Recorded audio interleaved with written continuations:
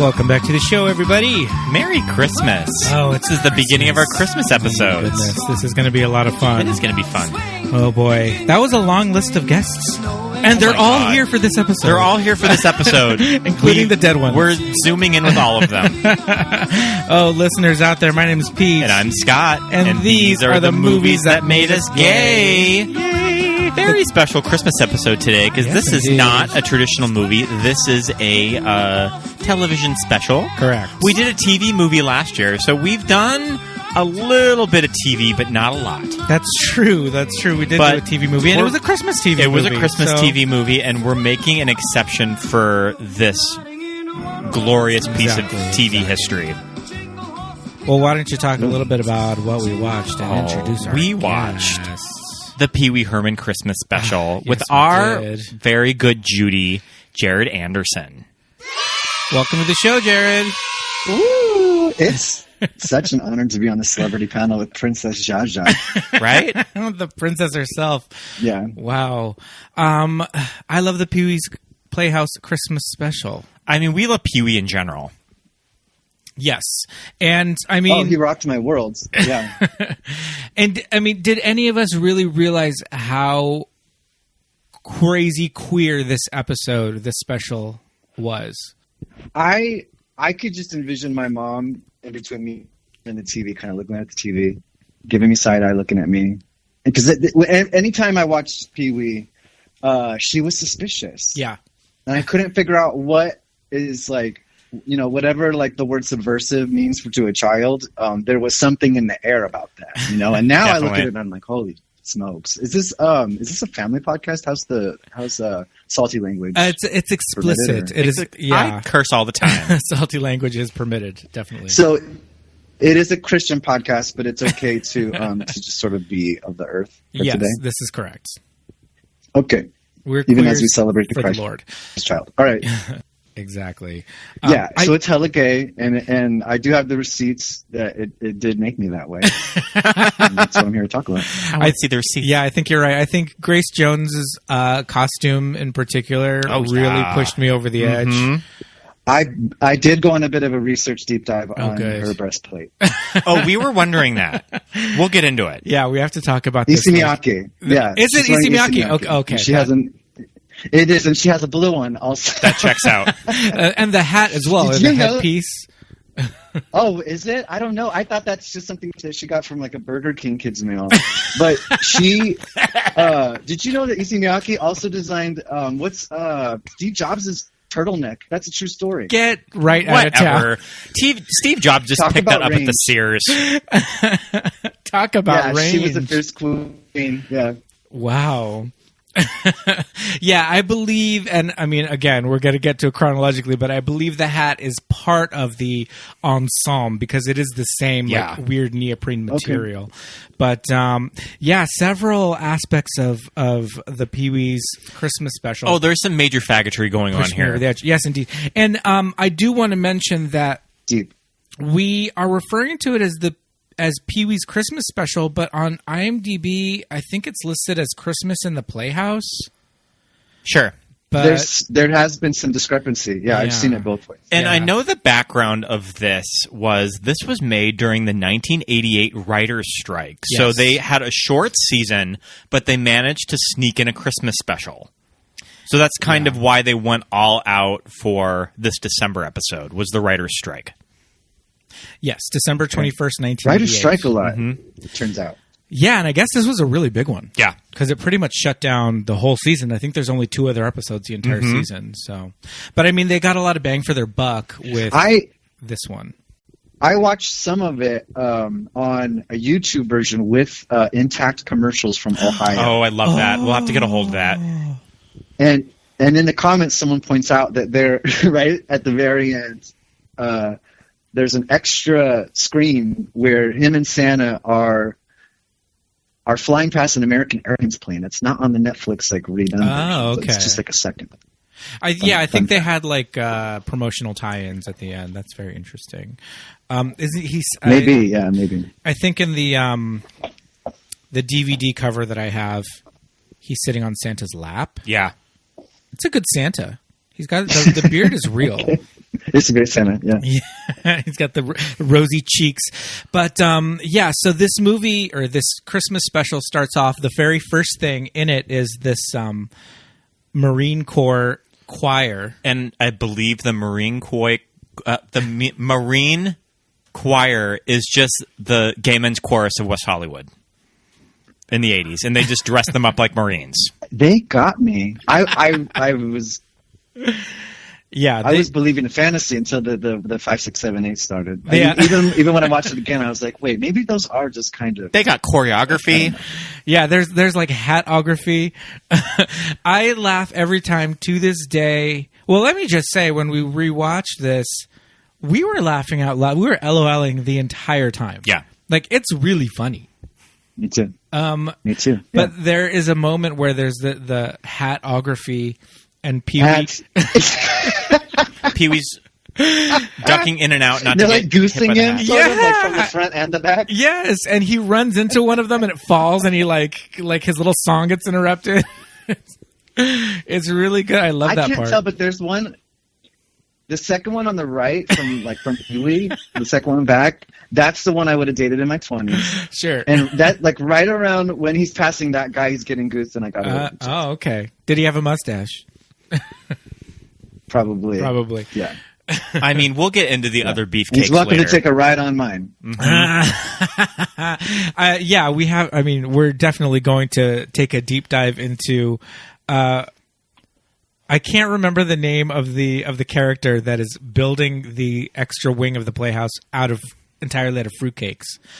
But those two beefcake construction workers, those two cult handymen, tattooed biceps. In 1988, I'm watching this just like not. Oh my goodness gracious! Super gay. I think those two were the ones. Swarthy. Yeah. I mean, I think that this might be the gayest thing that we've ever discussed on the podcast. Probably. When it really comes down to it. There's certain levels to it that are astounding. Movies that made us gay all-stars returning for this episode. Frankie and Annette. Cher. Yeah. Cher. Well, we'll talk about Cher. We'll get into it. The first guest that we get is, I mean, we have Playhouse guests. Miss Yvonne counts. Oh, yeah. Miss Yvonne's outfit is amazing. It's like there's multiple Christmas trees on her outfit. There's her hair, and her poodle skirt has a big Christmas tree on it. Her beautiful Christmas tree dress. But I love Miss Yvonne. To me, and especially in 1988, she was giving me like Kate Pearson vibes. Yeah.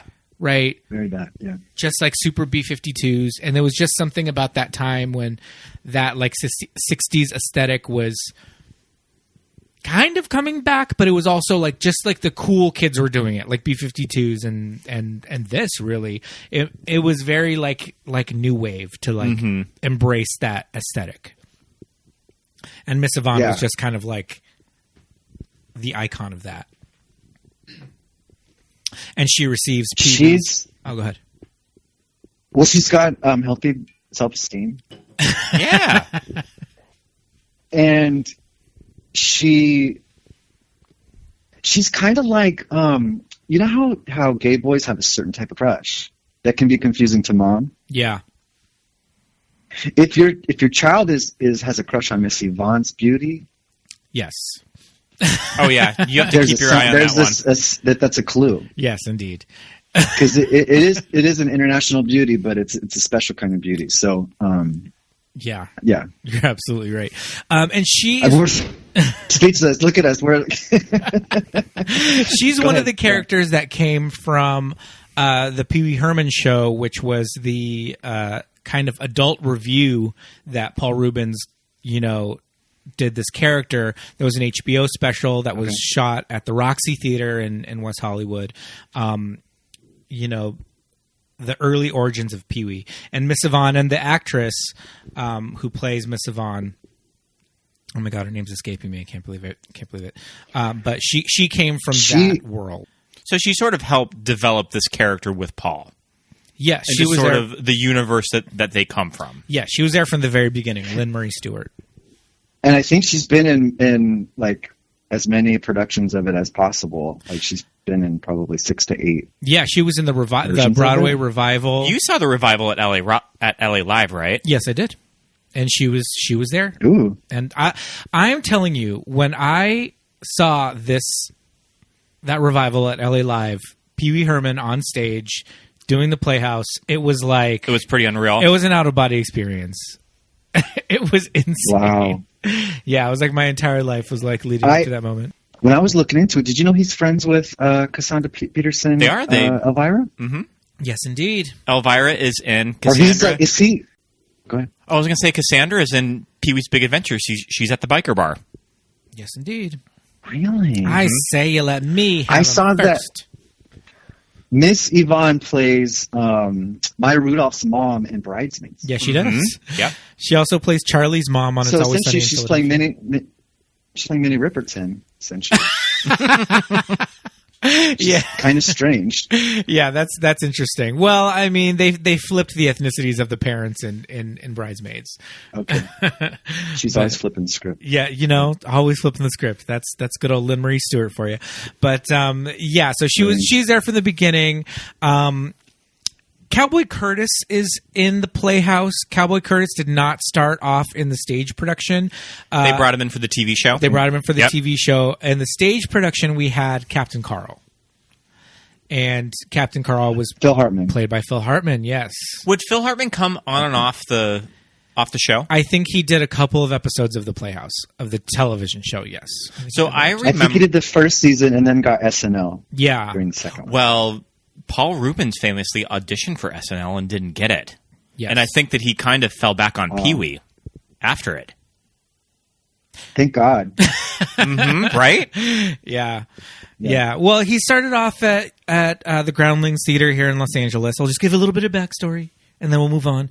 He started off at the Groundlings Theater here in LA. It's an improvisational theater that Saturday Night Live always, grabs cast members from to they comb it a lot. Yes, and casting new seasons. And when he first started out, when Paul Rubens started out and created this character of Pee Wee Herman, he was there with Phil Hartman, Edie McClurg, Cassandra Peterson, Elvira, Lynn Marie Stewart, John Paragon, who plays John B., and who co-wrote most of these movies and co-wrote Elvira, Mistress of the Dark. He's also in Mistress of the Dark. Creepy gas station guy. Creepy gas station attendant. Yeah, so all these weirdos in LA in the late 70s and the early 80s kind of came up together in this improvisational theater. And the Groundlings, while it's improv, one of their main focuses is creating characters and writing sketches about these characters. So when you see people on SNL that have like weird characters like Kristen Wiig and Molly Shannon, those people came directly from the Groundlings and brought most of those characters with them because they were, they were trained to do that. Melissa McCarthy started out there. Wendy McClendon Covey. Or like some version of the character. Yes. Sherry O'Terry. So it's this breeding ground for all these weirdos that create amazing comedic characters that have just kind of like taken on these huge lives, and Pee-wee was one of them. And it started out for adults, but it kind of turned into this crazy kids host that's kind of like timeless but also trapped in a certain era. Yeah, it's very much a callback to like Howdy Doody. Yeah. Like the old kid shows from like the late 50s. Yes. Which none of us have any frame of reference for. But in the 80s, that was all of our parents knew. Yeah. And so my dad and my uncle and my mom would laugh their asses off watching Pee-wee just because of all the like weird throwbacks to their childhood. And I just laughed because he had a funny laugh. And aesthetically, it's just... Oh. Yeah, aesthetically it's so crazy. Like there's just toys everywhere. There's just something for kids just watch an episode of the show or just the movies. Visual stimulus. Yeah. Oh, it's so gorgeous. And they tried to get every type of animation all squeezed in. Yeah. I mean, in this special, there's claymation, stop animation, vintage animation. It's the beginning of the Connect the Dots. some of the first digital stuff that we would have seen. Yep. I mean, you can see why Tim Burton started his debut movie was with Pee-wee, because it does have an early Tim Burton vibe to it, especially when you throw in the stop motion animation. Yeah. Yeah, and I can't believe they found each other right at that time. Mm-hmm. Yeah, seriously, it was like, it was meant to be. And yeah, puppetry, all that stuff is just there, and you're right, it's all in this special as well. So Miss Yvonne is the first guest to the Playhouse. She gives Pee-wee his very first fruitcake. Have any of you had fruitcake? I have. Hell's no, not for me. I don't like fruit and dessert. So my grandma always used to have it on Christmas Eve. Sure. On her little accoutrement spread. Sure. And I remember thinking it was gross. And you get into it? No. Gross. It's a solid building material, and it's a shame they don't sell it at home. Yeah, I mean, you could repave your walkway with it. Oh my God. See, yeah, I love the reduce, reuse, recycle message at the end. Yes, absolutely. He's reducing his carbon footprint. I never had fruitcake as a child. I just think that was like white people shit. Like this was your only reference for fruitcake? Yes, it was my only reference for it. So I just knew that it was gross. Don't you think that there's actually a message at the end that the fruitcake actually delivers? We can cover it when I get there, because this was me doing some detective work. Okay. I would say interpretation. I would say it's more of a spiritual interpretation when they get to the Christ story. Oh, yes. I like it. It's a funny running gag throughout the movie that everybody gives Pee-wee fruitcake and he hates it. And just some of the sound effects of him pulling the fruitcake on the dolly cart, and the sound effects when he would set it down and it would make like a big clanking noise. So I always thought that was so funny. So I use a two-wheeler a lot at my job at TJ's, and every single time, never fails, whenever I grab the two-wheeler, I always do the whoop, whoop. I always make the Pee-wee noise whenever I drag it anywhere. I don't think anybody at work has caught on to that, too. I was going to say, I don't think anybody is going to know what the hell you're doing. And I'll even be like moving stuff around, like making displays, and I'll make those little noises. Oh my God. I think I'll try for the laugh, but I can never get it right. No. We as kids... Go ahead. I thought that was you guys doing the laugh, but you were playing the laugh right now. Yes, we were playing it. As kids, my cousins and I would try our damnedest to get it, but we never could. I always get really excited at work when tequila comes on in the store, and I'll have to do my Pee-wee dance. Does tequila come on your? Once in a great while it does, and I'm always hoping that I'm next to somebody that will get it. Wow, that's awesome. Because I work with a lot of. It just turns into a flash mob. Yep. Did you notice the left? All I can think of is Shark, the left backup singer. Oh, she was at Truth or Dare. Yeah. Oh, I was going to say, is she from Little Shop? But even gayer, Truth or Dare. So, okay. I have a memory of recording this off of the television on probably my grandmother's VCR.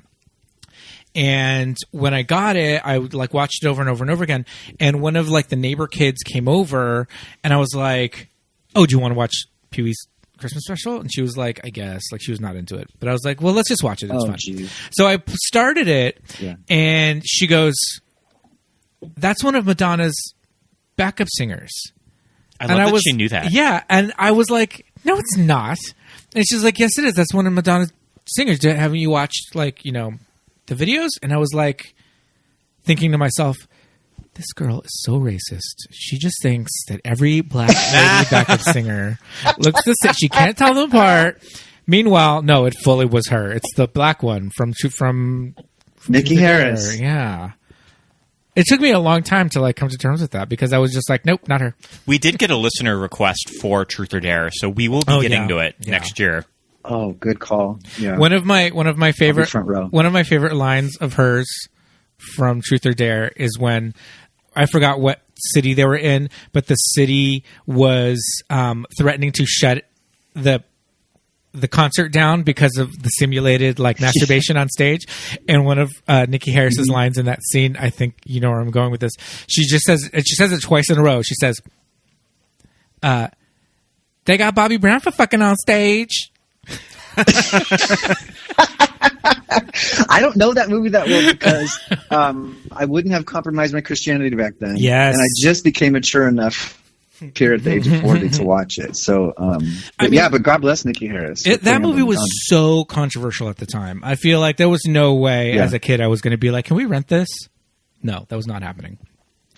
But it's so important now. Like, I Yes, indeed. Thank you for bringing it up because I fully forgot about it. We're coming into Grace Jones. No, I mean, we'll go on the guest stars in order. Sure. Well, what about when Flory sexually harasses Miss Yvonne? Oh my God! Acknowledge that. Come stand over me. Consent is key, and Miss Yvonne is into it. She's so into it. Yeah, she said, "Mama left panties at home, and I'm about to come over." They've done this before. Yeah. I mean, Flory as a character. I do remember when I don't remember if it was season 2 or 3, but the season where they expanded the Playhouse. And they acknowledged it on the show that there's more rooms of the Playhouse, and they like moved something, like a couch or a dresser or something, and underneath it was Flory, and he's like, ugh, like I live here now, and so it was like, oh, a new character. Flory's voice was weird. He sounds a little crazy. Yeah, but I mean, he's a little menacing. Yeah, if he's a little pervy or whatever, it all came to fruition here. So, he's all about the upskirt. One of the first big guest stars is Whoopi. Whoopi. Movies that made us gay all-star from Sister Act. Yes, and indeed. Pee-wee is so mean to Whoopi. Pee-wee's mean to a lot of his guests. I mean, he's very not. He's like, I mean, Pee-wee's a little stinker. That's just the big character note of Pee-wee Herman, and he's just a little stinker. He's a little stinker. I love that. And he tells Whoopi, maybe next year. The first time we're in the video booth, I'm realizing how prescient it was. That's where we all live now. I was thinking with a ring light and a little video camera. I have in my notes just Pee-wee on Zoom calls. Yeah, we were thinking the exact same thing. Yeah, Dinah Shore is like that Progressive commercial where she's just being disrespected, or Flo is being disrespected. That's very Dinah Shore vibes in this. Dinah Shore, noted lesbian. Whoopi's the like young one in the. Girl, she is not a lesbian. Iconic golfer lesbian. What? Wait, tell me Dinah Shore is not a lesbian. She is a lesbian. I know. It took me a while today to come to grips. This is one of the big eye openers today. She was with all the dudes. She was with Frank Sinatra for like 5 or 6 years, and she was an avid golfer. And Dinah was the party after the golfing where all of the golfers would go party. Sure. And it was the Dinah tournament, and so then it was the Dinah party for the Dinah tournament. But they're not at all connected, and Dinah Shore was not there. And she probably wasn't a lesbian, which I thought, maybe she was just a secret one. Right. Maybe, I don't know. Maybe bisexual. You think she was? I think the whole thing is that she kind of like pioneered the whole LPGA, the ladies pro golf and all of that. So it's just kind of a stereotype. So she probably wasn't at the end of the day. In my mind, she always will be. Yeah. I mean, she's... Yeah, maybe we should just keep her that way in our heart because it feels better. Yeah. We can ask the Palm Springs Chamber of Commerce. They'll probably know. We're going there this weekend. We'll ask. Named Big Thoroughfare. We'll call it our connection. Yeah. I'm sure we have. I'm sure that she has a star on the Walk of Fame in Palm Springs. Oh, she does. Yeah, she's got a whole street. She has one for golfing, one for singing. Oh yeah. I love the Hollywood. I don't know. Maybe she's got several. I love it when they split it up on the Hollywood Walk of Fame. When you'll see somebody with different ones, and you're like, ooh, multi-talented. So we get Magic Screen's cousin, Magic Johnson. Yes. What I love about Magic Johnson is one of the early ones in the episode that you could tell they cast the net really wide to see who would come in and do it. Because I feel like in any like Christmas special, you have to go for a sports star. Yeah. And there were some of them that are like, sure, I'll do it, but, you got to work around me. You have to come to the set like Oprah. Yeah. Because Magic Johnson just needed a blue screen, and he probably didn't even have to sit next to Pee-wee. I mean, he's out of L.A. I think that they were next to each other in the sleigh. Sure. But I did read. I thought that was cool that they were together compared to some of the other ones. Yeah, like Joan. Yeah, Joan couldn't even be bothered to leave the center square. I think Jones was like a last minute addition too. Yeah, I think it might like have been. quick, send somebody to Hollywood Squares. They're taping today. Yes. Yeah. Who do we get after Whoopi and Magic Johnson? This is when we get Grace Jones. Okay, Reba the Mail Lady comes in. Yes. Love Reba the Mail Lady. And what's great about Pee-wee is that it's just multi-ethnic. You get Reba, Cowboy Curtis, just great black characters on children's television, which I think meant a lot to a lot of viewers. Lawrence Fishburne said that the behind the camera was equally as diverse, which is nice. I love that. And it's kind of nice. It kind of makes up for because the egg roll in the refrigerator is a little racist. There's a couple of moments that are. I forgot about that. We'll let it slide. Toe the line. But we can't forget about Ricardo, the soccer player. Yeah, and Mrs. Ricardo is ripped on Instagram. Yeah, he's pretty slim. I encourage everyone to Google that. Ricardo's on Instagram. Vic Trevino. We'll tag him in the post. And we also have Mrs. Renee and the Jewish dinosaurs. Oh, diversity. Diversity. So, are we talking about Grace Jones? Yes, we have to talk about Grace Jones. I wonder how they swung that one. Wow. I mean, I guess that just Grace Jones was just a huge fan of Pee-wee. I mean, all of these people had to have I don't know. To have gotten them. Don't you? I feel like when you mention the special to a gay, that's the first thing that they might picture would be kind of Pee-wee with Grace Jones. Yeah. I mean, there's that really cool picture of Pee-wee with Cyndi Lauper, like from the 80s, and they're miniature golfing. Mm-hmm. And he's wearing like plaid pants and like a Scottish hat with like a baby on it. I haven't seen that. But I mean for like the Christmas special. Sure, not in general, but for the Christmas. Oh, sure. But and that whole performance is just it's just incredible to watch. I love it. It really is, because it's just the two of them.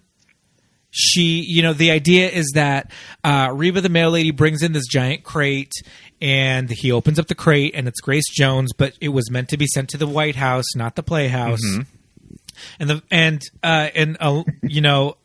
Going along with what we said about Pee-wee kind of being a stinker with his guests, he says, "All right, Grace, back in the box. Got to go back to the White House." But she says, "As long as I'm here, why don't I sing a song?" And this performance of Pee-wee just sitting in a chair with his hands on his lap, watching Grace Jones, brings the house down. We live. Yeah. The arrangement is great, and just her movement and the look is just so ahead of its time.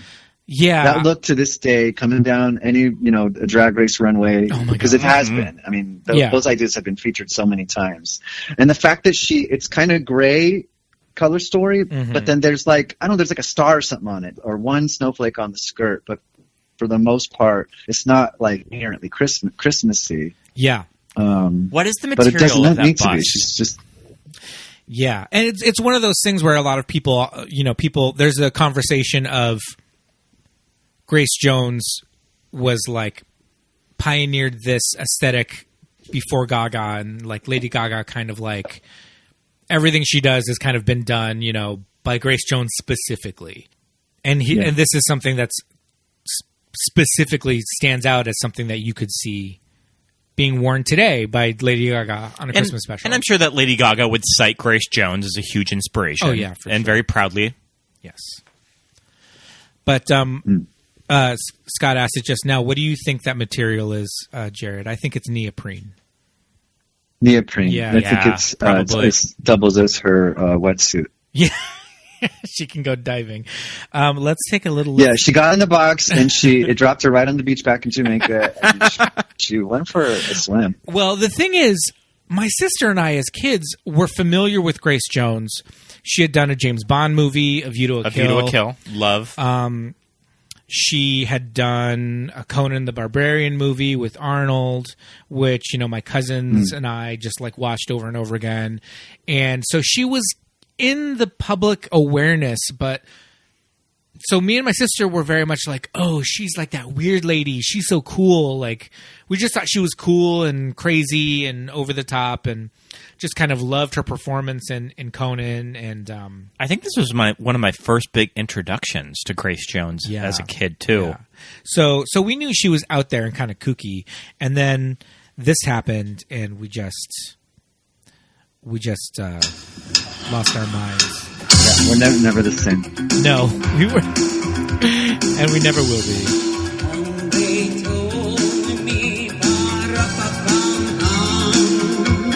I mean, the best cover of Little Drummer Boy, as far as I'm concerned.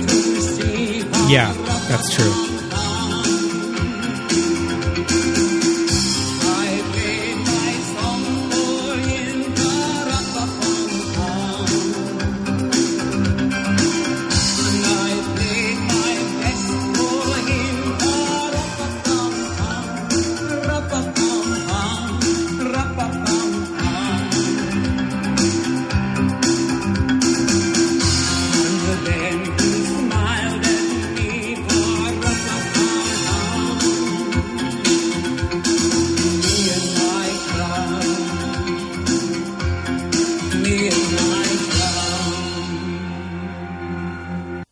Like, the addition of Grace Jones just goes to show that Paul Reubens and the writers, when they were thinking of people to have on for the Christmas special, they just, like, shot for the moon. Yeah. Like, they got the biggest people that they could think of. Yeah, they got Cher. The biggest, campiest, kind of queer iconiest people. Yeah. And, like, was it on purpose? Wasn't it? But the stars just aligned. Well, I think it just fits in with Pee-wee's weird aesthetic, too. They're a bunch of misfits. I know. I think he's subversive. I think a lot of it is purposeful and by design, but it's not like he's trying to teach people something, or I think he's just saying these are the tastemakers, because they're not all gay. No, but they are iconic, and their work is acknowledged by the queer community, right? Yeah. Iconique.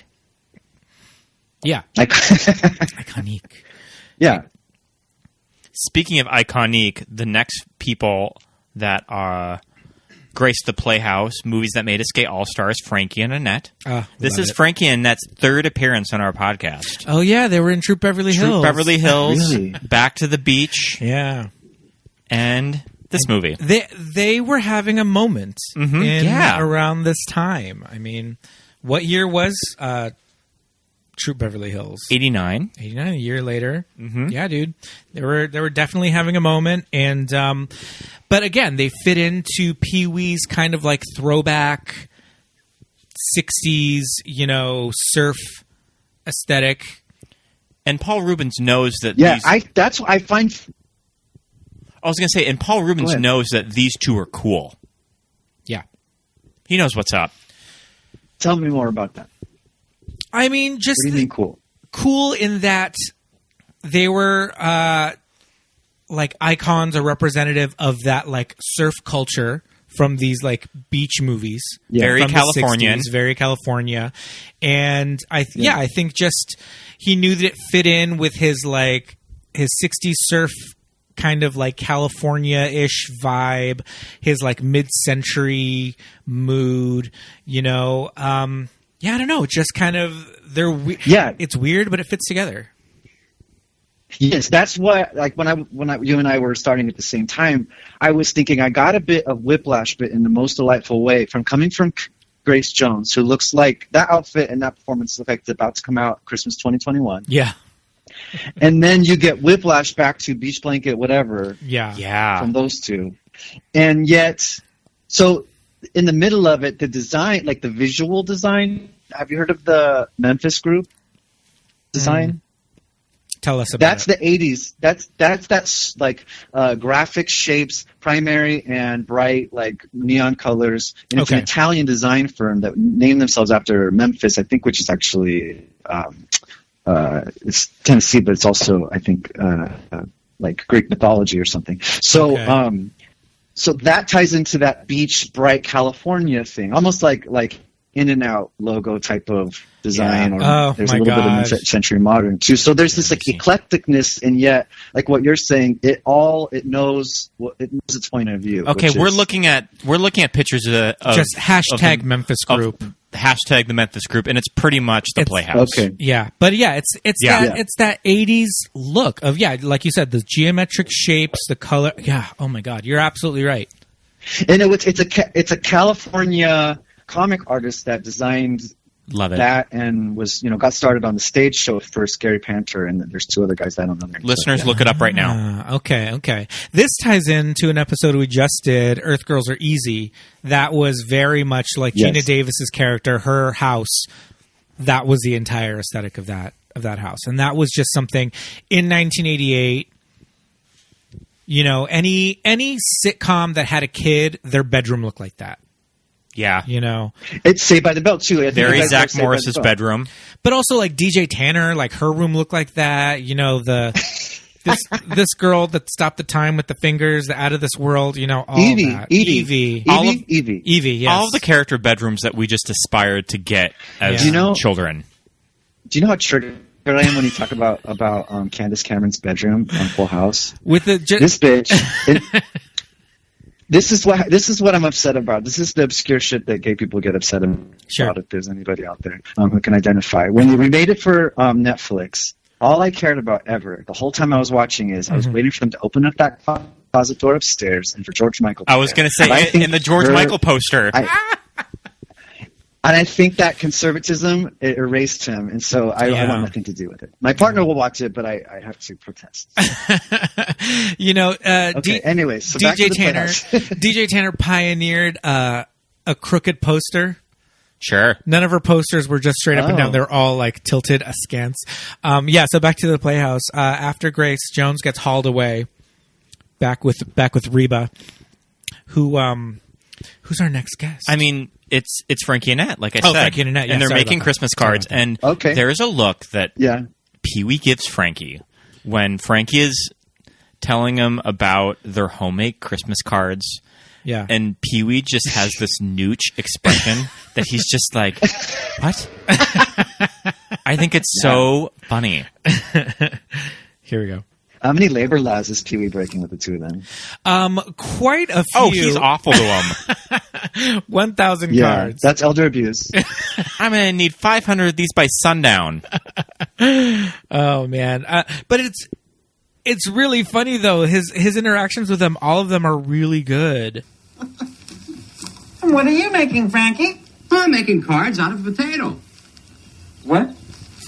Well, you see, first I kind of cut a candy cane shape out of the potato, like this. Then I simply dip it into some red paint, just like that. And then I print it onto some paper, and look, a candy cane. See? Potato-y. I hope you don't forget. Just giving nooch. 10-year-old me watching this is going, I'm never going to do this handicraft. I'm not doing this handicraft at home. I'm never going to find that screen. No. Yeah. Annette's little screen print card that she made. She had a framed screen. What? Who has that? I know. And then she had green teeth. Yeah. Yeah. Or you could just find a stamp in that. That's true. Well, but they wanted these to be truly homemade, DIY. They did it themselves. They don't get to do any of the fun stuff. No, because they're making all the Christmas. They're making all those Christmas cards. So our next guest is Cher. Oh.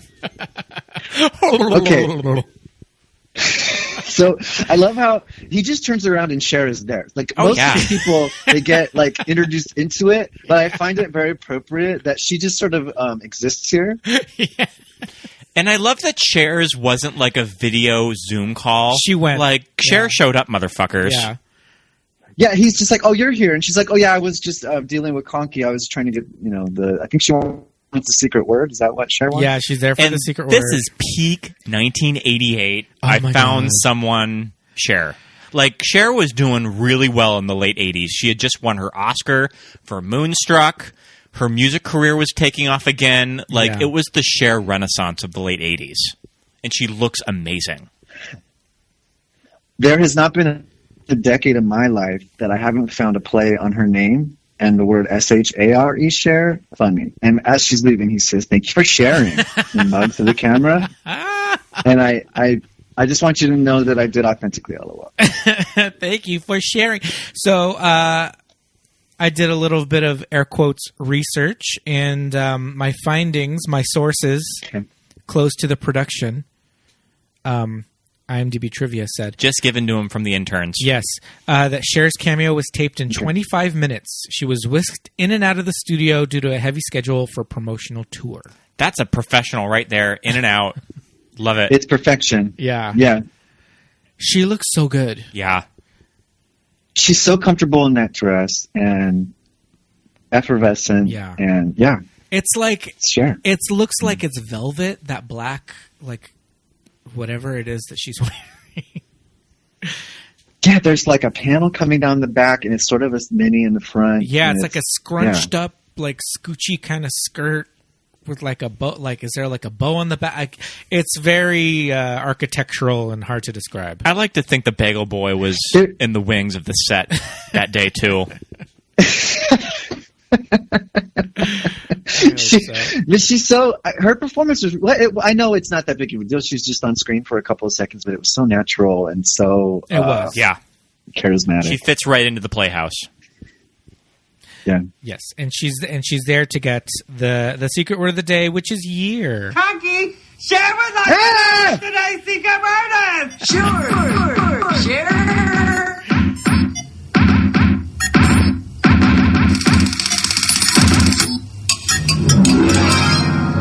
Today's secret word is here. Now, you all know what to do whenever anyone says a secret word, right, Cher? That's right. For the rest of the day, whenever anyone says a secret word, scream real loud. Ready? Let's try it. So, Cher, are you having a nice Christmas so far? Oh, yeah, Pee-wee. Christmas is my favorite time of year. That was so cool, Cher. Thank you for sharing. You're welcome, Pee-wee. And Pee-wee, see you next year. That was Cher. What? Cher was right there. I mean, you have lived your life when you get to make that joke to her face at your own door. And she laughs. Wow, talk about cred. Yeah, I love it. God, Paul Rubens. Yeah. Oh my God. It's a good moment. It's a good get. It's probably like the biggest get of the show. Like I said, they just I'm getting the vapors right now. I'm getting a little bit glimpse. They just reach for the stars with these guest stars. Focus. Yeah. Well, who do we have next after Cher? Is it Oprah? Joan Rivers. This is when we get the little Joan Rivers throwaway with the King of Cartoons. Okay, and Joan then, Rivers. She has a fun sweater. This is when Pee-wee goes outside to play, while Frankie and Annette have to stay in and do cards. Pee-wee meets the Del Rubio triplets, the heavenly intonations of the Del Rubio triplets. We love us some Del Rubio triplets. I do love the Del Rubio triplets. We have one of their albums on vinyl. Well, probably their only album on vinyl. We have their cover of These Boots Are Made for Walkin', which I believe that they did on an episode of the Playhouse. They were brought back. Or was it this the Golden record that you have? How does it compare with the vocal performance here? Because the vocal performance here is interesting, I would have to say. It is the same. Oh, yeah, it's the same. It's old lady voices, yeah. What are they singing? Do you remember what they're singing on this show? Walking in a Winter Wonderland. Yeah. Walking in a Winter It's Wonderland. The nose a little bit. It's a little nasal. Yeah, it's a little nasal. It's just that's just their style of singing. They sound like mature women. I mean, they're a novelty act. Yeah, they're a triplet act. They have some great sets of legs too. Great gams. They have an episode of the Golden Girls, don't they? They do. It's I believe that they are doing a talent show. Yes. It might be a telethon. Remember when I can't remember. RuPaul is talking to Ali something who wrote the theme song to the Friends show, and she wrote Neutron Dance, and she rediscovered the Del Rubio triplets because they were famous for 40 years or something. Yeah, well, they have. Did you hear that? They cover the Neutron Dance on the album that we have. Mm-hmm. Yep. Wow, are you kidding me? With their acoustic guitars, yeah. It's on iTunes. Look it up. Cool. It's a really good song. Okay. It's so stupid, but that's the thing. It's like it's silly. It's like it's a novelty thing, and yeah, it's I don't know. Pee-wee gets it. Let's manifest when it's safe to share space with people. Let's manifest some Christmas experience. Oh, for sure. Where that's playing in the background. Okay. I love it. I also love, just kind of separately, I also love the Del Rubio triplets where they're like clearly women in their 60s, middle to later 60s, mini skirts and go-go boots. Oh, yeah. And just big bouffant hair. Yeah. And, yeah, there's half a dozen gams at all times with those ladies. On another side note, I think the realty on the Del Rubio triplets is that like none of them married and they all lived together like until they died. I love that though. Yeah. Yeah, kind of a weird, like they were just all like three spinsters. They could never be separated. Yeah, because they were just identical triplets. Wow. So we get to they didn't want to compromise their art. Maybe there's some sort of deep ethic or something. There you go. Yeah, I like it. They couldn't write they couldn't cover songs properly if they were distracted by a man. But so next we get we get to another gay icon, this kook, Little Richard. Shut up. We just rewatched the Snatch Game in which Kennedy Davenport did Little Richard, and it's great. I can watch Kennedy Davenport. This feels like the era that Kennedy Davenport was doing. Oh yes, yeah. Little Richard is wearing what looks to be... Oh, this outfit's out of control. It looks like it's got the shape of a sweatshirt when you cut the sleeves off, like in that 80s kind of way. When you cut the sleeves off a sweatshirt and make it like a short sleeve number. But it is covered in blue and black sequins. And, yeah, and... and then they have a little meet cute, the two of them. Did you notice that? Yeah. Yeah. Little Richard's got... I saw Little Richard does his own stunts, which is mostly a camera cut. He's committed to his craft. But then the two of them kind of embrace and they like come up together, and it was they have this another moment. one of those messages, subversive messages. So. I love that. With those drag queen eyebrows. I never thought of that. Well, he's got like if you believe Kathy Griffin, he's got the tattooed on mustache. Oh. Yeah. I do really love that he has the old pillow tied to his butt. Yep. Like in a cartoon. Yeah. just in case he falls. But I always what always gave me pause about this specific scene with Little Richard is what he says to Pee-wee about ice skating and not knowing how to ice skate. And if God wanted me to ice skate, let's take a little listen and see if we can hear what he says. Hi, Pee-wee! Woo! Great gosh almighty! Little Richard, are you all right? You know me, Pee-wee. Always fall down. But I get right back up and try again. If at first you don't succeed, you know what they say. You try and you try and you try. Except ice skating. I give up, I quit. If God had wanted me to ice skate, I would have been born with skinny feet and a little head. Looks pretty simple to me. Think so? Then you try. Skinny feet and a little head? Yeah, because he's a big head, so he's kind of top heavy. Sure. But Peter, I think what you're saying is he's saying a little head. Yeah. No, but there's that, but I just didn't understand. Like, do ice skaters have small heads? I don't. That to me as a kid, I was like, what in the hell does that mean? I thought maybe he's just saying he has a big head and so makes him top heavy. Sure.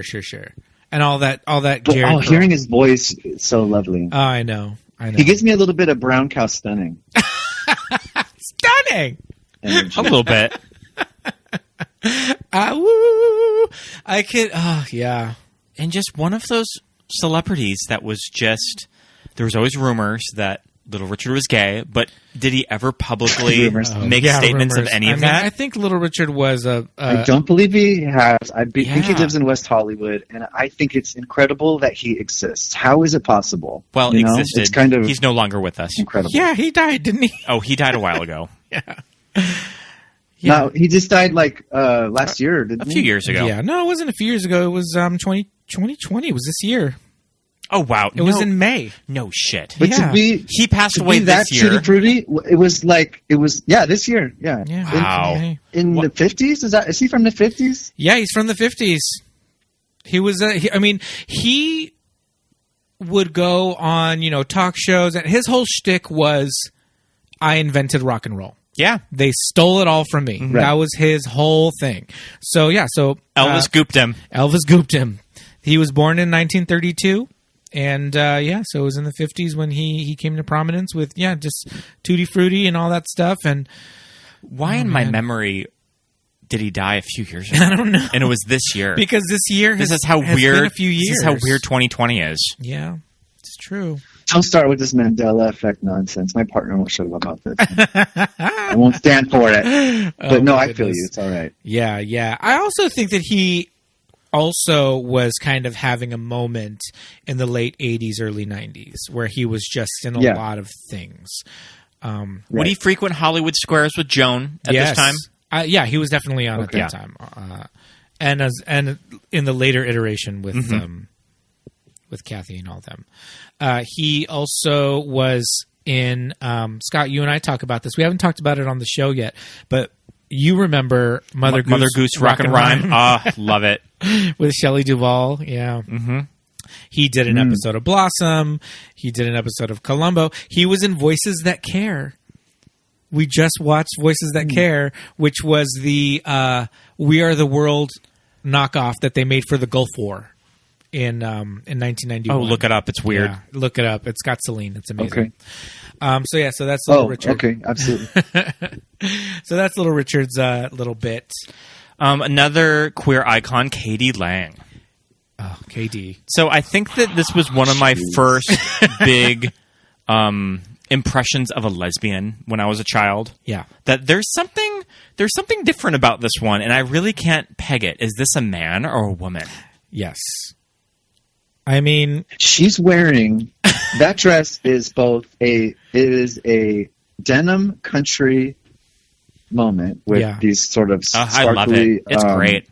Snowflakes. It's also mechanics coveralls and a white T-shirt. Yeah, it's both of those things at the same time. From the waist up, it's definitely it looks like it could be coveralls. It's masculine. It's feminine. It's power top. It's fashion. Power top up here, and then and then there's the bottom.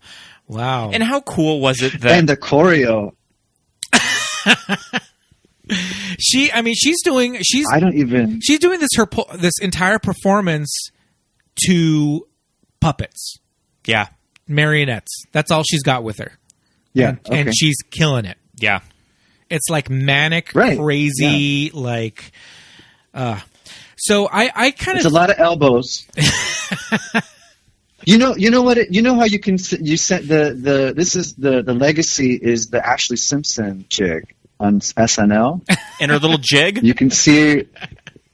Yeah, you can see the butterfly effect from Katie Lang in 1988 on Pee-wee Special. Oh my goodness!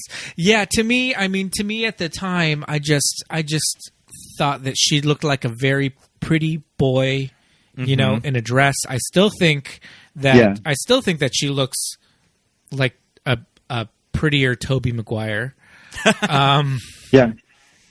I was feeling a little bit of that, and not even just in a funny way. I really was like, oh, that's just someone that's magnetic. Yeah, I'm attracted to her, and I love her, and I love her voice. Even here, her instrument is so special, and it really is truly. It's up there with Whitney and people that just have. There's a musculature in that throat that can make a sound, And anyway, it's blessed.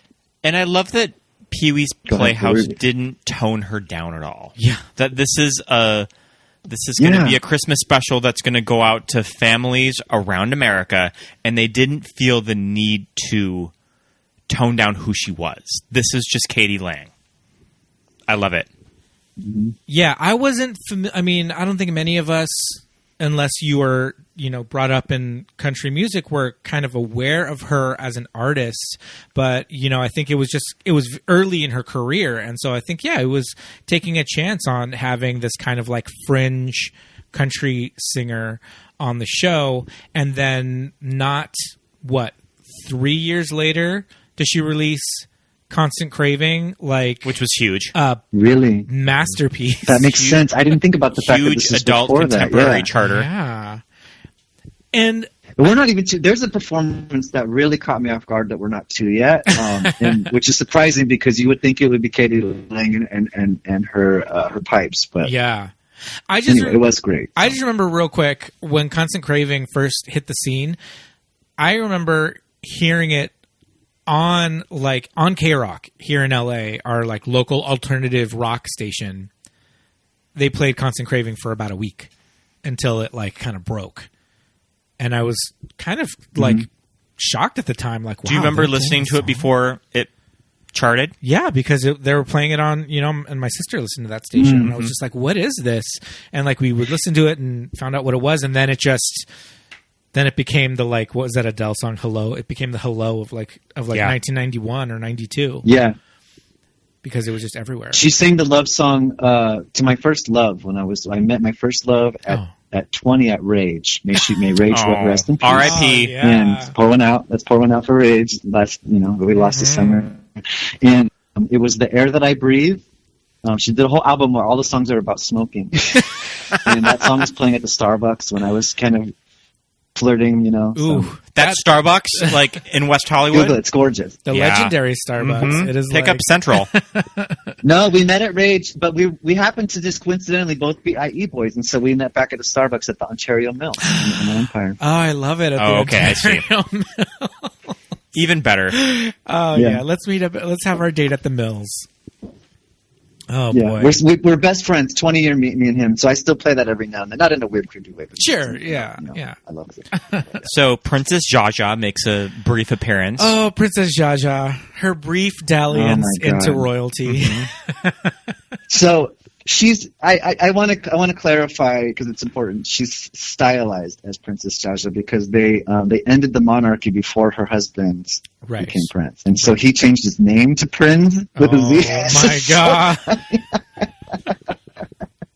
Like Jaja Gabor would be because he wasn't actually a prince. Oh my god! Jaja Gabor would be as if the Kardashians, she was the original Kardashian. The Kardashians existed in the 80s and somehow married into a royal family. Wait, he was adopted as an adult by a princess of Germany? Oh, I didn't know any of this. Goodness gracious. This is too much. You guys, look up Frederick Prince von Anhalt. I bet that Princess Jaja's wiki page is a fascinating afternoon read. Oh my god, the amount of husbands. 3, 4, 5, 6, 7, 8, 9. Jaja was married 9 times. I mean, Jaja and Eva Gabor. Eva Gabor was the talent. Beauties. Beautiful. Yeah. They were lovely, beautiful Hungarian sisters. Isn't there a third sister? I think there's a third one. Yes. I don't know, but they barely let her say that I love you to Pee-wee. Yeah. And Pee-wee was like, okay, all right. And he's like hustling her out the door. Yeah. It's like, oh, look, there's Cher, Jaja. Go find Cher. Yeah, it's interesting. Maybe she'll give you a ride back to the airport. Interesting that hers was so rushed. Because Jaja, again, was also having a moment in the late 80s. She also wasn't she in Troop Beverly Hills? She was in Troop Beverly Hills. She is in also Nightmare Dream Warriors. She's in Nightmare on Elm Street 3, yeah. And definitely someone who I think had a reputation of she'll be there for an envelope, for like an envelope opening. The opening of an envelope. Mm-hmm. Yes, that's Jaja. Yes, yeah. But, she was there with the Countess. Yeah. I love all the Countess's moo puns. Oh, I love it. I could watch just a big cow with like a pearl necklace and like a tiara. I think that's so funny. So cute. It is so cute. The Countess. Who do we have next? So we discussed Dinah Shore a little bit. Dinah Shore, yeah. On the Zoom calls. I like to choose to think that she's a lesbian. Sure. That's up in the air. We'll let you decide. We'll let you decide. Yes, And then apocryphal. She's an apocryphal lesbian. Yeah. And then a brief appearance by Oprah. Yeah. Very Two brief Oprah. Oprah episodes in a row, Pete. Yeah, Oprah. I mean. Yeah, she's having a little MTMUG moment here. Yeah, Oprah again. We love Oprah, but I wouldn't say it was a Cher level performance. But she was there. This definitely felt like, here, Oprah, you're on a commercial break.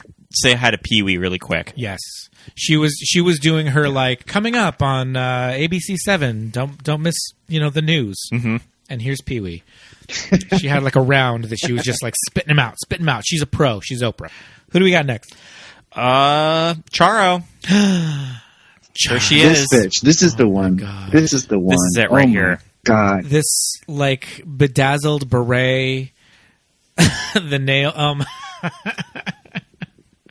I get a little emotional. Heat it. Her voice is so sweet. It is. I thought her voice was so sweet when she was singing. It is. And she's so beautiful. Her crimped hair. Her crimped hair, the body. Yeah. She's playing that guitar. And the thing is, I don't, if you're not familiar with Charo, listeners, and maybe you've only seen her in this or whatever, she is playing that guitar. Oh yeah, she is a accomplished Spanish flamenco guitarist. She plays with her nails, like that's a thing. A lot of male flamenco guitarists grow their nails out on their left hand so that they can play specifically the way she does. She's playing it. It looks like she's faking it when you watch closely. But I mean, that's just how she, fingers. It also looks like she's kind of lip sync playing, but she, you can tell she's doing a trained strum with one hand and she's hitting chords with the other hand, and the voice is really lovely. Yes. And she gets put in all of these campy situations on the Love Boat historically, and so forget that she is just so talented, and such a personality, and still get in her Instagram page and follow her, because just watching her walk down the sidewalk and give you a word of affirmation, it's so Charo, and we don't deserve her. Yeah. I think her Instagram posts, especially during COVID and all of this, she has just been doing everything she can to raise people's spirits. Yeah, to be a positive presence in the world. And do you guys know she just lost her husband? Her husband just died after I don't know how many years. He was pretty depressed, so she was taking care of him, and yet she gets out there and does her Charo thing. That's too bad. Bless that indomitable spirit. Team talent. I was mere yards away from Charo once. When was this? And it was an amazing experience. It was when I was on Spanish language television. Oh, sure. I was in a backup band for Elvis Crespo, who is a Spanish language singer, and with friend of the pod Jose Galvez. Yes, with friend of the pod Jose Galvez. I was in a backing band for Elvis Crespo on an awards show. It was a sports awards program that was aired on Spanish language TV, and we were, in the band for this performance, and we were doing the rehearsal, the blocking on the stage, because it was going to be live, and we were walking throughout the auditorium, looking at all the little name, the pictures of the people that are on the seats, and I was like, oh, look, Charo's so close to the stage. That's exciting. Charo's going to be here. And as we broke for lunch, before we came back to start it, we're walking out the side of the theater, and there's some people in front of us, just a lot of look like security and just people, and then right in the middle is one little teeny woman, and they're walking in front of us, away from us, so we see them from the back, and she's wearing all white, and it's a pantsuit, and I was like, oh, I wonder who that is. And we kind of walked and went around them, and I looked back, and it was Charo, and she was beautiful and teeny tiny, just little petite, and I didn't get to say anything to her, but I was just in her presence. It was great, and I loved it. Yeah. And I'll always remember it. Thank you for that story. And her performance of Feliz Navidad and her little exchange with Pee Wee afterwards where she also gives them so funny pastel de fruta. And then I love when he mugs to the camera when he's like, "What does año mean?" Like, so naughty. You know what's great about this show when you're watching it with the commercials? It reminds you why it was so special, because at the commercials, there was one for Land Before Time, there was one for like live action Scrooge special, and a couple of other movies, and everything is so earnest and kind of saccharine and very like, oh, little children, come and see this entertainment. And Pee-wee is not earnest. You know? Okay, Jared, you're bringing me back because my tape of this growing up. It went from The Land Before Time to Pee-wee's Christmas Special. So that must have been 88. That must have been the order that they aired in. Yeah. Yes, this is when Zach the Lego Maniac was running the streets. Yes. my good friend Zach. a little too early for Crossfire. Crossfire.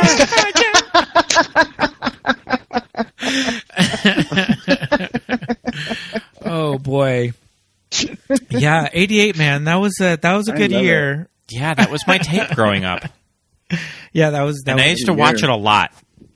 I mean, who wouldn't? And still to this day, whenever I'll go back and revisit a little bit of Land Before Time, single tear, and I'll just have to put on Pee-wee.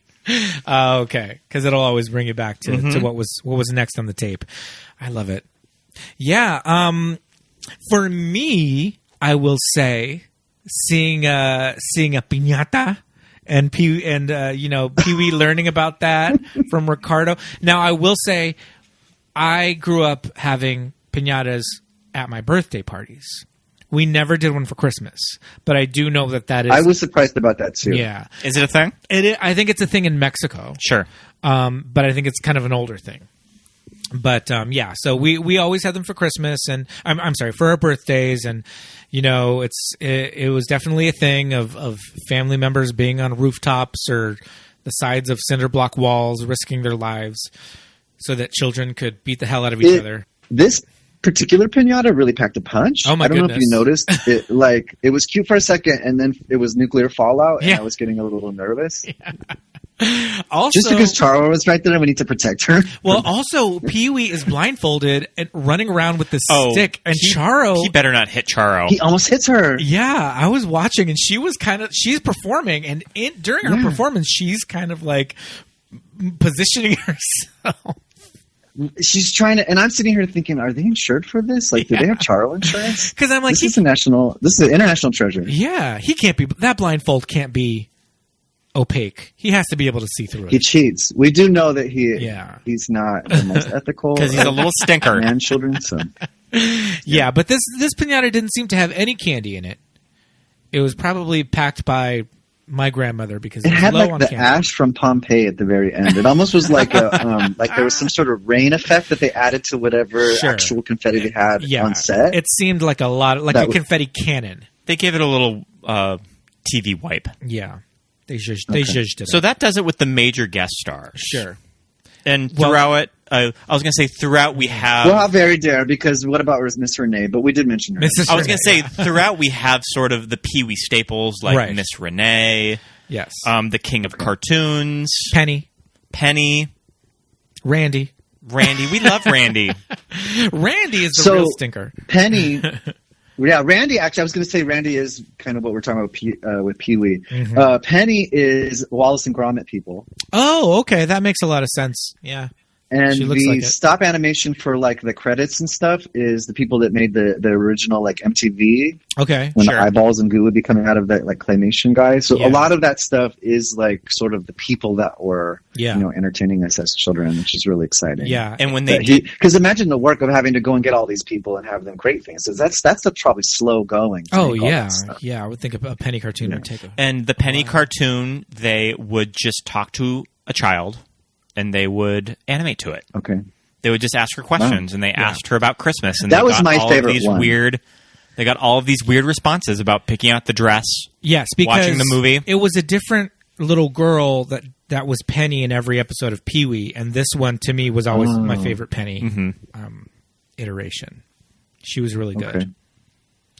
Yeah, and I did notice that in the phone booth, in his phone booth, like little Zoom situation, the screen before someone comes on or as it's like ringing, there was like a stop motion claymation, like just like a visual effect, and it reminded me of stuff that you would see on MTV, like during a commercial or the little station break little ads with like the big M that would be like walking down the street or whatever when they would do that fun stuff. It reminded me of that, so that makes a lot of sense that they brought those people in, and the Cartoon King. Am I saying his title correctly? King of Cartoons. King of Cartoons. The King of Cartoons, and sorry, Princess Jaja, I know that there's precedent or whatever, but that apparently is from the Betty Boop Popeye kind of world. Okay. I think those were it's literally the voices of Betty Boop, Popeye, Olive Oil are the voices of that, like Santa Claus, and then the kids are all Betty Boop. I can't remember the animator name, but I think those were just archived at the studios that they could just pretty much get for free. Yeah. Public domain. Yeah. Like all those old, like, Superman. And you get that weird shot. He actually, the Santa Claus apparently, I don't know because I'm not 125 years old, but the Santa Claus when he getting into the Santa suit, he starts off as a character from Betty Boop's actual cartoon show, so it might have been kind of shown. I don't know. Okay. And you get that weird stop motion shot of the tree. Yeah. At the end. How visual. is that possible? Yeah. I thought that was because remember Roger Rabbit? Like, we invented new technology, and I'm like, really? Because in 1935 they were able to put a live Christmas tree in an animation. They just wanted a 3-dimensional image, so they just did a stop motion. It's so effective, though. Yeah. But and it's just that thing of Pee-wee's weird kind of like timelessness, because I remember specifically with the movie, with Pee-wee's Big Adventure, and my dad and I don't know if I've talked about this on the show or not, but I've told Scott this a lot, that my dad and my uncle loved it. They loved Pee-wee's Big Adventure, and me and my cousins would watch it nonstop. So it was good that they liked it because we forced them to watch it so much. But I remember my uncle specifically just being like, he had a couple of questions, and he was like, A, is Pee-wee a kid? Like, is this character supposed to be a little boy, or is he like a grown-up? Valid. Yeah. And then his second question was, like, is it the 50s? Like, is it supposed to be, is this supposed to be in like the period, because Francis and his father wore those like jumpsuits, and, Pee-wee's just in like this like plaid suit. But Dottie also looks very 80s. But then Dottie and the BMX kids are super 80s.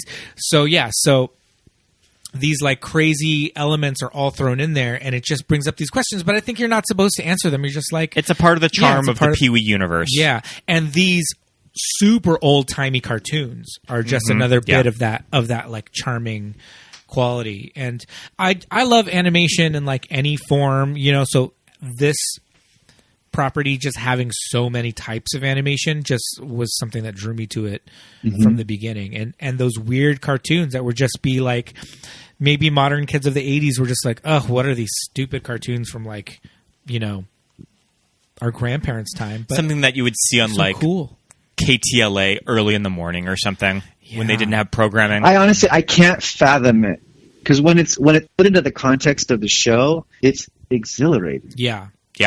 It's pretty genius. It's super eclectic, but it makes sense for some reason. There is something that is cohesive about it. It is just a lot, but and I like that it's not specific, because you can kind of just dissociate into the world and get lost in it. Yeah, it's very complete in that way. So, and he's indefatigable about that. Judd Apatow had a hard time working with him because it has to be the vision, So. Oh, okay. That's interesting. You're referring to Pee-wee's If Big he Holiday, ended up working right? with Judd Apatow, I don't remember if they worked together, but back then he was too. Like, all of the set designers and stuff were like, yeah, it was hard because everything has to be signed off by Paul Rubens before it can be put on the show. Right. So. And he said he's kind of proud of himself because he had a little bit more chutzpah than he probably should have, saying I want creative control. But he had heard, I can't remember who his example was, but there was some example of like someone else that had full creative control, and he's like, I want that, so he got it. Yeah, it was Joan Crawford. No, but I mean, it makes sense for a character like this because you could. Who was Joan Crawford? the person that had control. Yes. It makes sense that he had creative control or wanted it, because I could see a property like this, a character like this, being so diluted by a network, sure, or a movie studio. People who don't get it. Yeah, people who don't get it. Saying, well, why don't you, instead of having, Miss Yvonne have a beehive, why doesn't she, be like a Valley Girl, and it's like lost. Yeah. So, every time people try to define camp, and it is very camp, and it's again, it's like you just know it when you see it, like porn. And speaking of, actually, it's camp in the most purest form. Yeah. Agreed.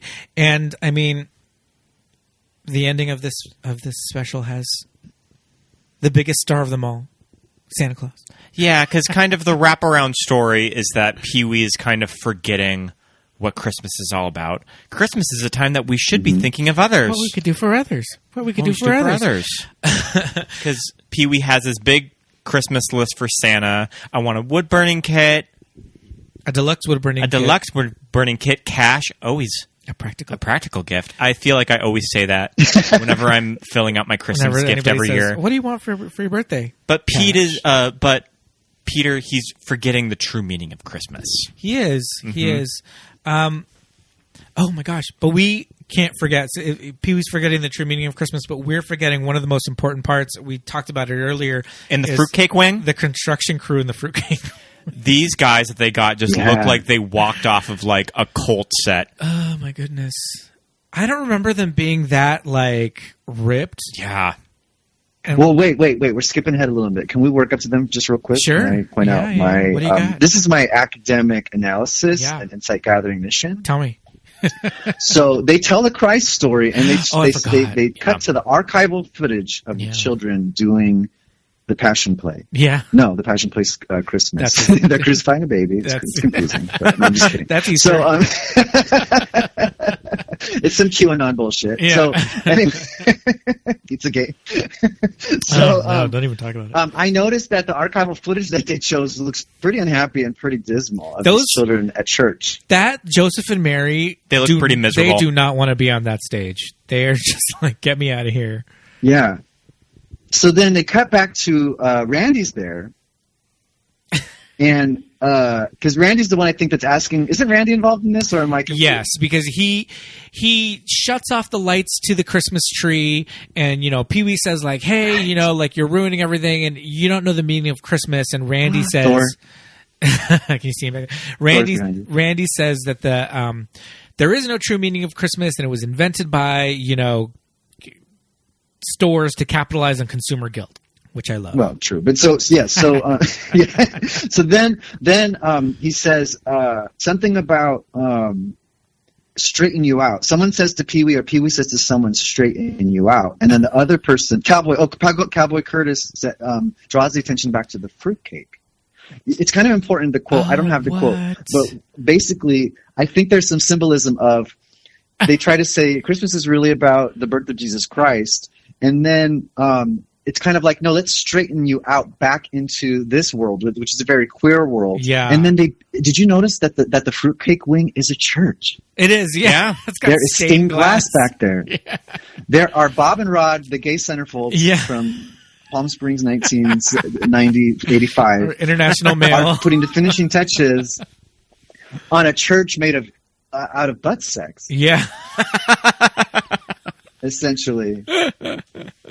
Yeah. So don't you think there's a message there? I may not be stating it very I can see it. But, no. Because it's just like much like the Charlie Brown Christmas special, which kind of is stopped in its tracks by this, academic description of, the Christmas story, if you will.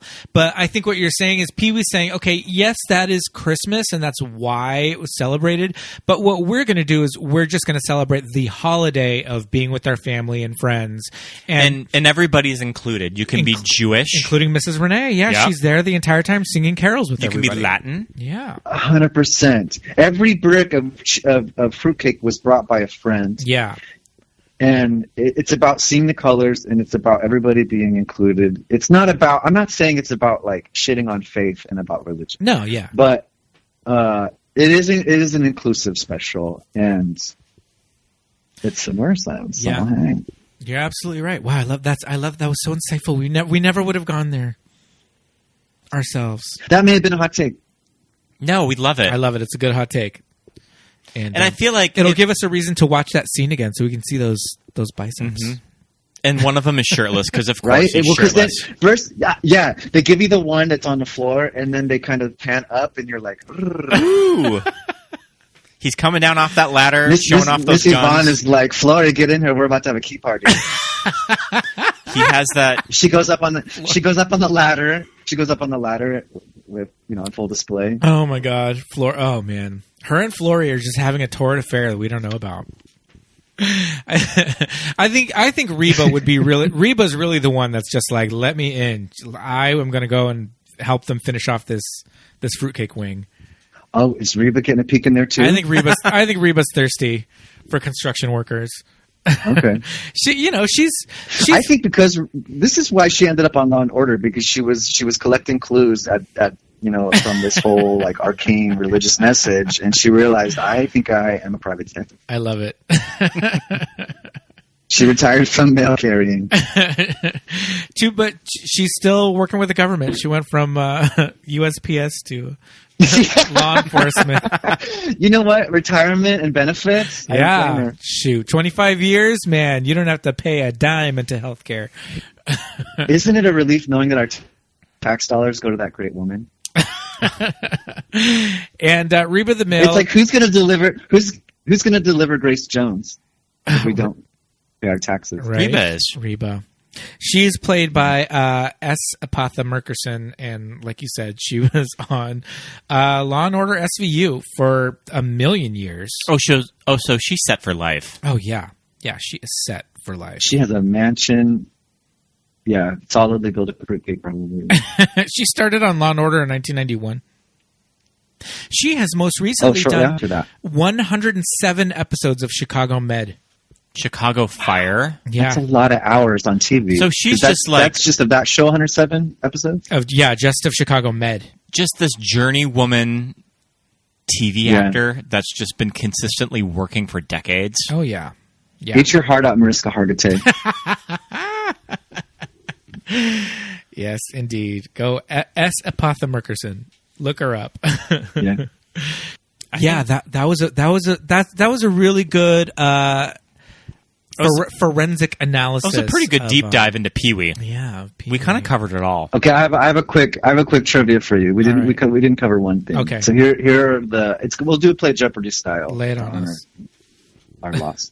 Fallen Alex. Nurse Nancy, Catalina Tiger Shark, and Turn Up the Heat. That's the answer. Nurse Nancy, Catalina Tiger Shark, and Turn Up the Heat. Oh my goodness. Do I have enough time to Google this? What is... Yeah, I don't know. Scott, do you have a guess? Sarasota, Florida is another clue.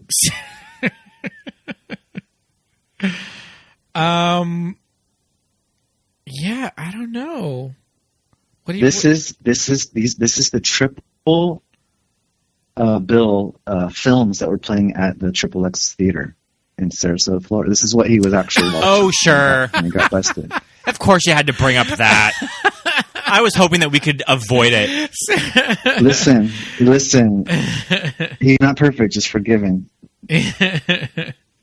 Oh man. And you know who came to his, who was one of the people that came to his defense? Bill Cosby. Really?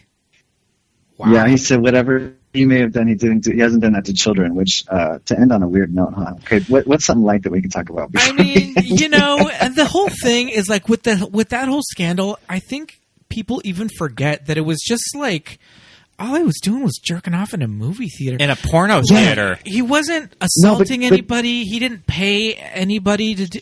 come on. No. And in the big cities, there were actually rallies in support of him. So there were a lot of people that defended him. I just, at that time, it was just a tough sell. Yeah. You guys were talking on another episode about family values, and it was that period of time, I think. So, yeah, definitely. But, you know, we'll always have the Playhouse and the Christmas special, and he came back in a big way with the live show, and, you know, he's got the Netflix movie, Pee-wee's Big Holiday, which Pee-wee's Big Holiday... And he's working on another one. Is he working on another one? Okay. He's been working on funding for an idea he's had for a while. That Interesting. You can Google. Yeah. I just have to say, if you haven't seen Pee-wee's Big Holiday, the Netflix movie, it is essentially a romantic comedy with him and a man. Yeah. Oh, yeah, totally. Like, oh, yeah. His love interest is Joe Manganiello. Mm-hmm. Like, wow. I only saw half of it. Yeah. I need to go back and... Did you like the whole thing? I mean, it's not my favorite. It's not our favorite. It's cute. It has its moments. Yeah. It has some fun stuff. The Faster Pussycat kill like girls with like the big beehives and, you know, robbing banks and all that stuff. It's fun. It has fun stuff. The farmer's daughter stuff. We also we also didn't talk about the Jewish dinosaurs. Sure. Yeah, I love that the dinosaurs are Jewish. We kind of glossed over them a little bit.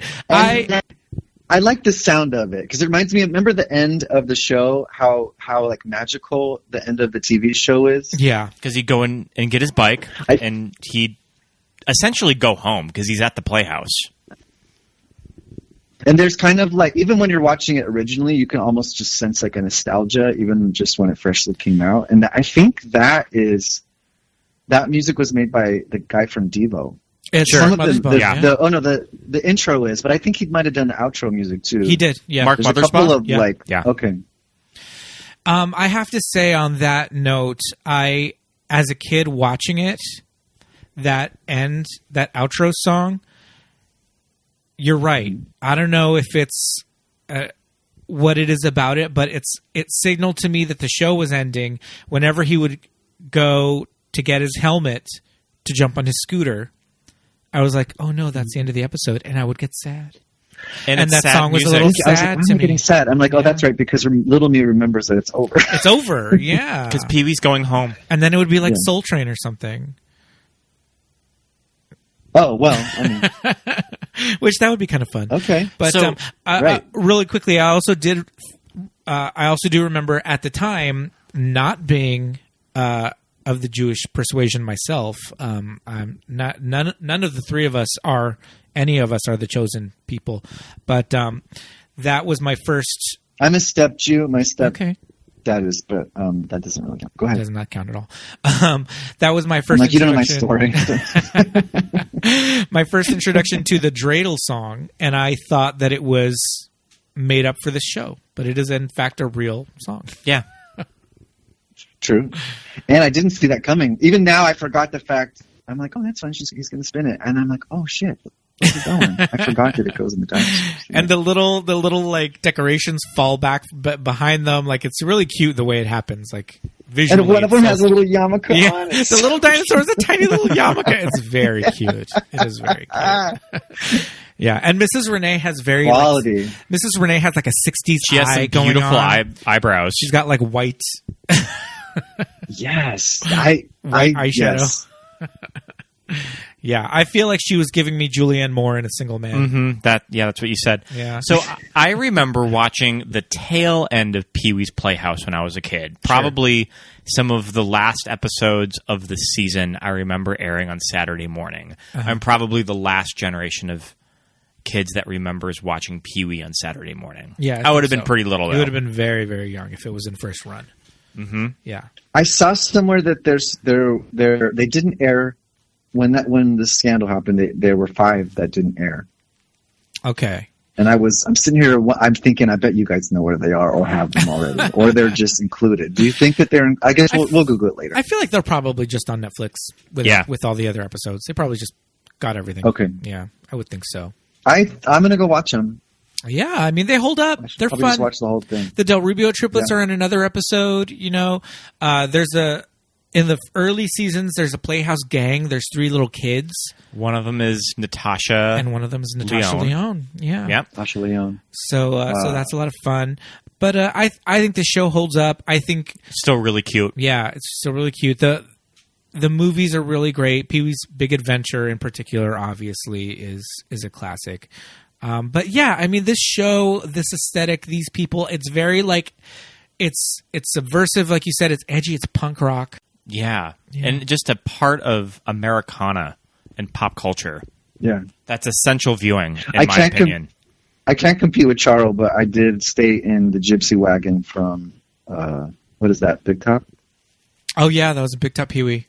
You stayed in the Gypsy Wagon. Yeah. How did you do that? Did you Airbnb it or something? It's in Joshua Tree. There's a really cute Airbnb. They're all like little RVs that are very fanciful, and it's in gorgeous condition, and you can just go rent and stay in it. Wow. You know, Kate Pearson owns an Airbnb, an Airstream like hotel situation, like a vacation rental. It's just like that, but I don't think it's that. It's not that one. Okay, because I know it's out in the desert somewhere. That's so interesting. Yeah. Wow, that's fun. I would definitely like to look into that. I do think it's a gay guy that owns it. Sure. Maybe it's her, because she's actually a lesbian, I think. Right? I'm not. Yeah, probably. I think that. Yeah, she has a wife. She has a wife. I think they live in Connecticut, and then they have that here too. She's the red hair. I should know this. I'm sorry, but she's the red hair. Everyone, right? And yeah, Cindy's the blonde. Yes, Kate is red hair. Cindy. Okay, sorry, maybe this is for another day, but it's important to get our facts straight. No, it is the B-52. We here at Movies That Made Us Gay headquarters, ever since Earth Girls Are Easy episode, are experiencing a B-52's renaissance. Mm-hmm. I am just. There is an iTunes Essentials B-52's playlist that I am just like on a loop in my headphones. Yeah, we've been listening to it a lot. They're like, this is one or a different one? Well, send it to me, because I want to join you on that journey. I'll send it to you. I'm a member of the Deadbeat Club. So. Oh, what a good song. Oh, my goodness. This has been a lot of fun, we better wrap this up. Yeah. It's so good to talk to you. We miss watching Drag Race with you. Scott, a little sprinkle of love from my heart. We miss it. Oh, thank you. Both of you. Thank you for letting me come and talk about. We tried doing Zoom Drag Race watching, but it didn't quite work out for the later half of the season. But we tried, though. The what? Our Zoom attempts to do a Drag Race viewing, screen sharing with the Drag Race. Oh, the limits of Wi-Fi, and it's Yeah. Oh well. One of these days we're going to get one of those Pee-wee video booths, and yeah. I love it. We'll put it up in our media closet. Yeah, definitely. Well, this has been so much fun. Yeah, you're welcome. Thanks for coming on. We would love to have you on again. You were super fun. But in the meantime, we bid you adieu. Good night, man. All right.